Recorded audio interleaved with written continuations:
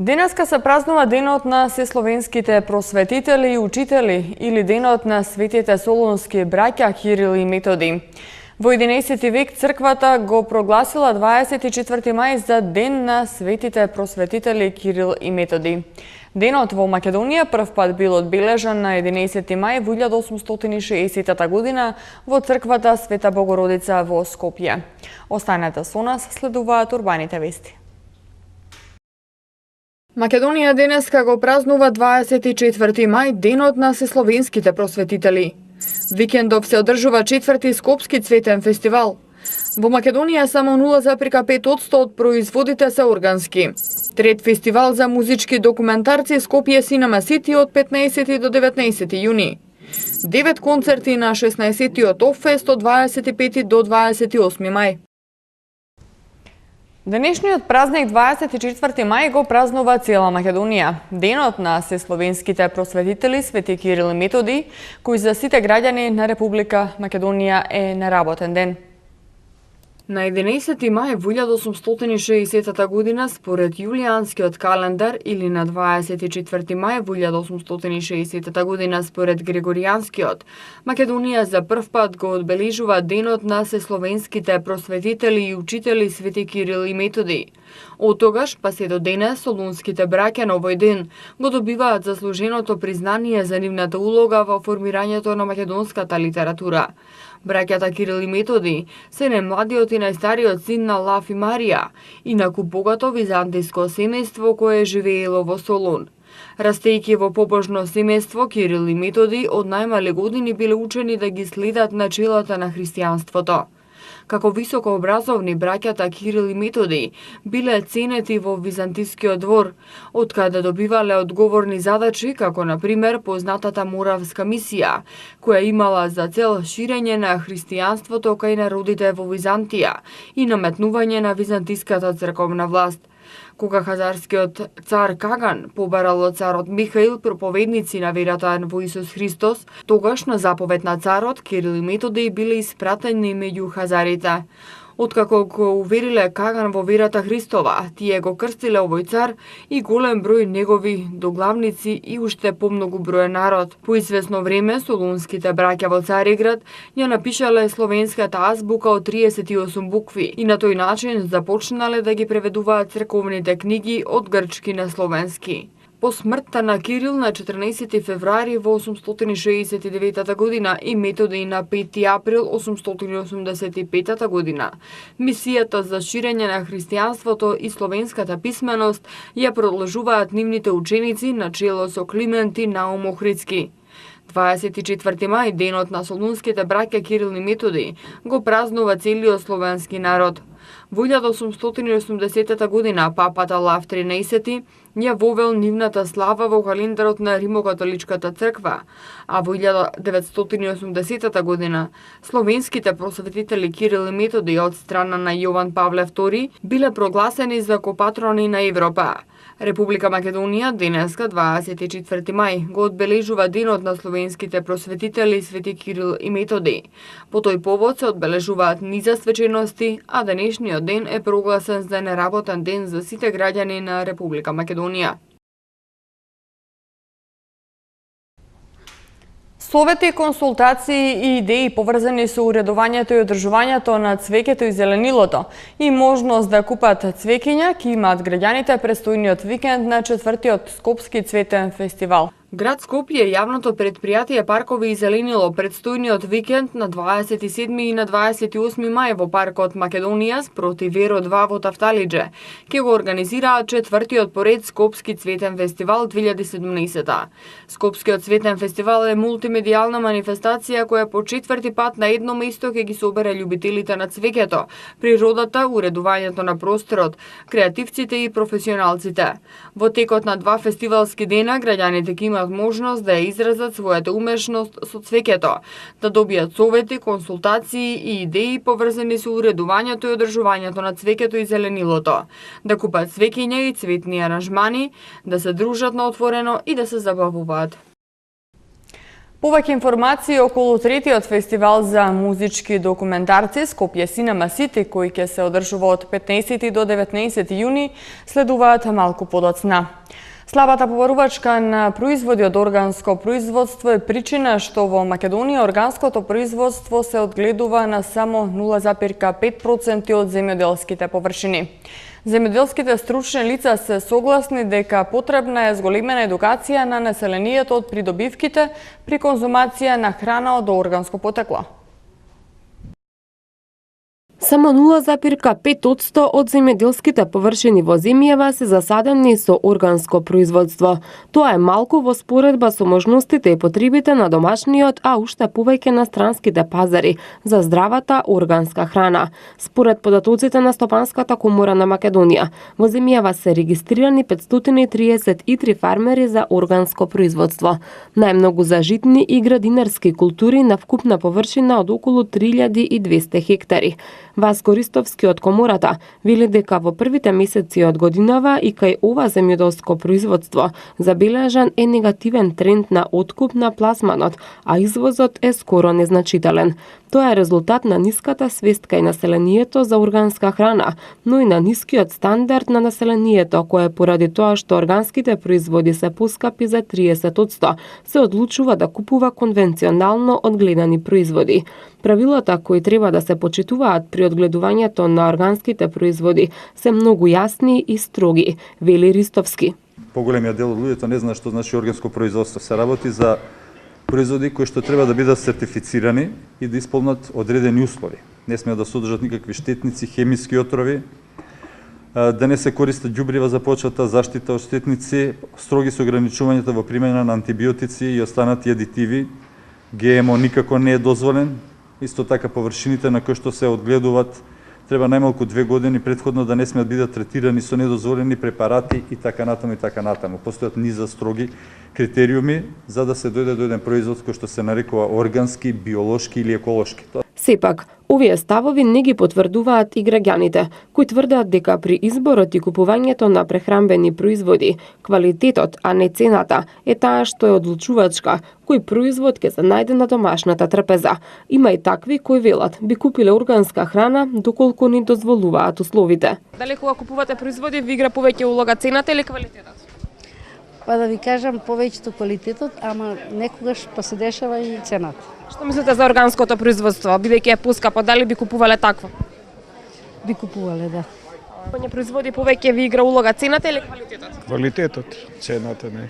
Купувате производи ви игра повеќе улога квалитетот или цената? Квалитетот.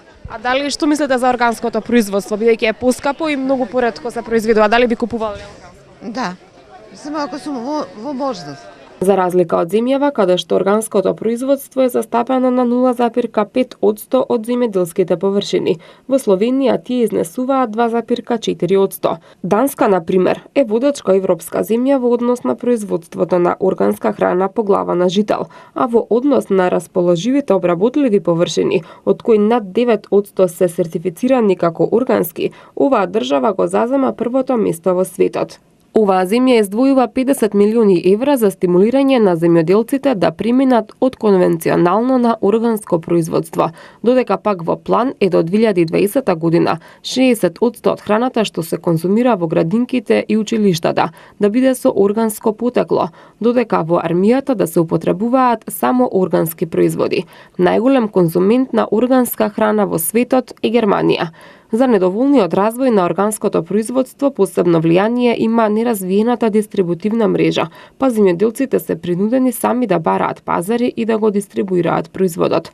Проблем е и тоа што оваа храна има краток рок на траење, а нема законска обврска за преработка на органското производство во сушен или конзервиран производ, вели Сонја Кушевска од кариерниот центар на факултетот за земјоделство и храна.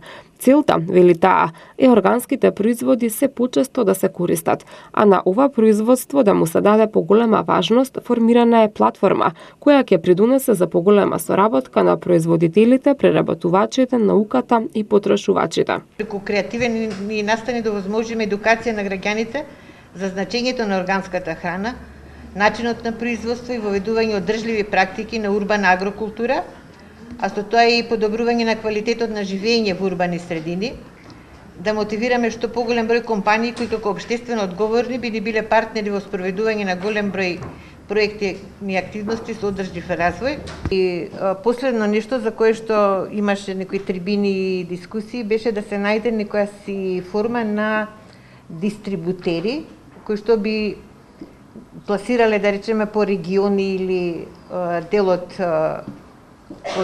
производите, надоврзувајќи се со, да речеме, на ресторани, на маркети, да. Цената на органските производи е за 30% повисока од онаа на конвенционалните производи. Токму тука се гледа причината за слабиот пласман на овој вид храна на домашниот пазар. Надлежните се согласни дека треба многу да се работи на подигнување на свеста кај населението за придобивките по здравјето од консумирање на здрава храна, одгледана по највисоки еколошки стандарди. Музички филмови од светот на джез, поп, рок, електронската и класичната музика ќе понуди филмскиот фестивал за музички документарни филмови Скопје Cinema City, кој ќе се одржува од 15 до 19 јуни во кинотеката на Македонија.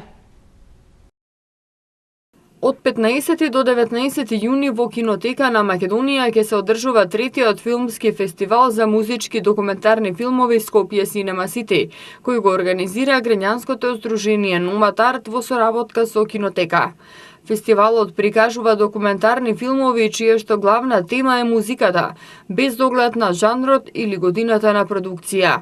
Изминатите две изданија фестивалот ги почнуваше со посвета на големите музички имиња како Дейвид Боуи и Леонард Коен, а на програмата беа филмови за најразлични уметници или жанрови, како Ник Кейв, Лед Цепелин, Пинк Флојд, Joy Division, како и филмови од домашната продукција за Владко Стефановски, културно-уметнички работници Сеат Хаджи Цецко. Оваа година фестивалот ќе му даде почит на германскиот бенд Kraftwerk, пионирите на електронската музика, во сочи документарен филм Pop Art на режисерите Ханс Росашер и Симон Витер ќе биде отворен Скопје Cinema City. Тоа што ќе следува во 5 дена на фестивалот се музички филмови од светот на джез, поп, рок, електронската и класичната музика. Според британски Guardian, Матка е меѓу 10 најубави европски кањони. Што пишува Guardian за кањонот Матка следува по информацијата за 16-тиот Оффест. 9 концерти и 1 документарен филм во 4 дена се на програмата на 16-тиот Оффест, кој во организација на Скопскиот джез фестивал ќе се одржува од 25 до 28 мај во Македонскиот народен театар и во дансинг салата на Младинскиот културен центар. Од 25 до 28 мај во Македонскиот народен театар и во Младинскиот културен центар ќе се одржува 16-тото издание на Оффест, во чии рамки ќе има 9 концерти и 1 документарен филм. Фестивалот се отвара утре во Македонскиот народен театар со соло настап на Дамир Имамовиќ од Босна, најпознатиот изведувач на Севдах, кој е и интернационално афирмиран, а по него во истата вечер е концертот на македонскиот етно состав Љубојна, кој ќе го промовираат новиот 9-ти албум Радио Љубојна. Следната вечер е групата Бела Чао, во која членуваат неколку познати пејачки звезди од Италија. Од 27 мај Оффест ќе се пресели во Младинскиот културен центар, каде што во дансинг салата ќе настапи виолинистката и пејачка од Естонија Марија Нут, а по неа е настапот на корејската група Black String, која негува спојна традиционална и современа музика со типични корејски инструменти. Саботната вечер ќе заврши со полноќен концерт во клубот Станица 26 на познатото диџејско дуо Ден Сортес Коле од Данска. Последната вечер на годинашниот Оффест во недела 28 мај ќе биде на африканска музика. Ќе настапи Кинка и Соба од Гана, на кој специјален гостин ќе биде Зеа од познатиот постпанк бенд DX, кој е продуцент на новиот албум на Исоба, а фестивалот ќе го затвори Нура Минт Сеймали, водечки уметник од Мавританија на интернационалната сцена, која ќе има концерт со мавритански инструменти. Во кино Фросина претходно ќе биде прикажан и документарниот филм посветен на културолошкото богатство на традиционалната музика од Мали. Guardian направи репортажа за 10 најубави европски кањони за пешачење и планинарење, меѓу кои се најде и Матка. Кањонот се наоѓа 15 км југозападно од Скопје и нуди доволно активности за секој ентузијаст, напише Guardian. Пред извесен период, британски Guardian направи репортажа за 10 најубави европски кањони за пешачење и планинарење, меѓу кои се најде и Матка. Посетителите на Скопје, кои може да се изморат од пријатни нови споменици во градот, може да се упатат кон езерото и кањонот Матка. Кањонот се наоѓа на 15 км југозападно од Скопје и нуди доволно активности за секој ентузијаст. Пешачење, прошетки, кајакарство, спелеологија, историја, а може да се забележат многу видови птици и ретки видови пеперутки. Во клисурата се наоѓаат средовековни манастири со извонредни фрески, како и голем број пештери до кои може да се стигне со кајче. Од центарот на градот до Матка оди автобусот со број 60 и чини околу 40 денари, додека такси ќе ве чини 5 фунти. Автобуската станица е на 15-минутно пешачење од раскошното езеро Матка, каде покрај водата има и ресторан. Ако не сте по пешачењето, можете со кајче да ја посетите пештирата Врело, која има неверојатни сталагмити и се уште неутврдена подводна длабочина, пишува Guardian. Почитувани гледачи, тука е и крајот на денешното издание на Урбаните вести. Ви благодарам на вниманието. Повеќе информации можете да најдете на веб страната mtm.mk. Имајте пријатна вечер.